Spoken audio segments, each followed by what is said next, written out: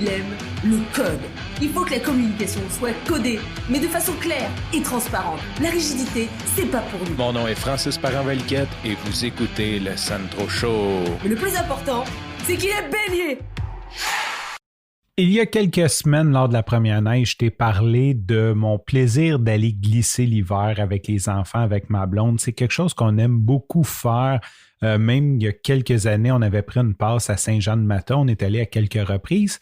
Et si tu habites dans mon coin, il y a un parc qui s'appelle le parc Joseph-Paré, dans lequel il y a une butte pour glisser. Mais si tu viens vraiment du coin, les gens appellent ça la côte 42. Et là, j'ai aucune idée si c'est à cause de la COVID qu'ils veulent encourager les gens à jouer un petit peu plus dehors, peut-être comme justement mettre une espèce de bombe puisque toutes les activités sont arrêtées, ou si c'était un plan de la ville et que ça a simplement tombé, que ça s'est exécuté pendant la pandémie. Mais ce soir, quelle belle surprise. On arrive à la butte et avant, c'était assez simple, c'était assez straightforward, comme j'aimerais dire en français.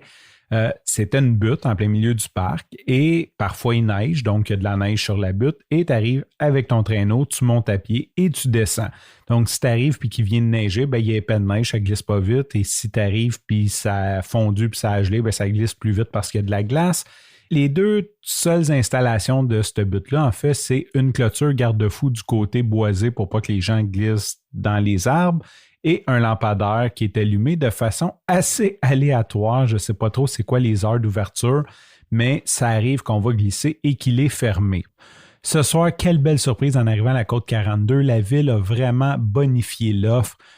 En gros, ils sont venus avec des souffleuses. Ils ont comme, tu sais, il y avait des endroits, je dirais que c'était un petit peu plus à pic, que ça glissait souvent un peu mal ou qu'on ne pouvait pas utiliser. Ils ont rempli la butte de sorte à légaliser. Puis par la suite, ils ont fait des pistes travaillées comme un peu quand tu vas à Villa ou à Saint-Jean-de-Mata avec des rebords à ses côtés pour être sûr que tu sois comme d'une espèce de ligne, que tu ne rentres pas dans les autres. Ils ont même fait un endroit spécial pour monter. Bon, tu montes toujours à pied, là. Ils n'ont pas mis de remonte-pente mécanique, mais ils ont vraiment travaillé, ils ont fait un versant un peu plus glacé où ce que les enfants peuvent glisser sans avoir de traîneau. Il y a des bancs de neige en bas pour les retenir. Ils ont mis des ballots de foin sur les arbres. Ils ont tapé des ballots de foin avec des sacs à poubelle sur les arbres. Donc, si jamais tu rentres dans un arbre, ben au moins c'est le ballot de foin et non l'arbre directement dans lequel tu vas rentrer.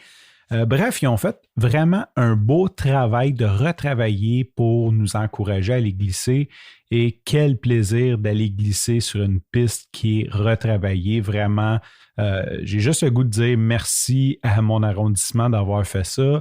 Et j'espère de tout mon cœur que ça va continuer, que c'est pas juste parce que c'est une pandémie puis que c'est comme un spécial, mais qu'à tous les hivers, ils vont continuer à faire ça parce que ça bonifie vraiment l'expérience. Sur ce, je te remercie pour ton écoute. Je te dis à demain et bye bye.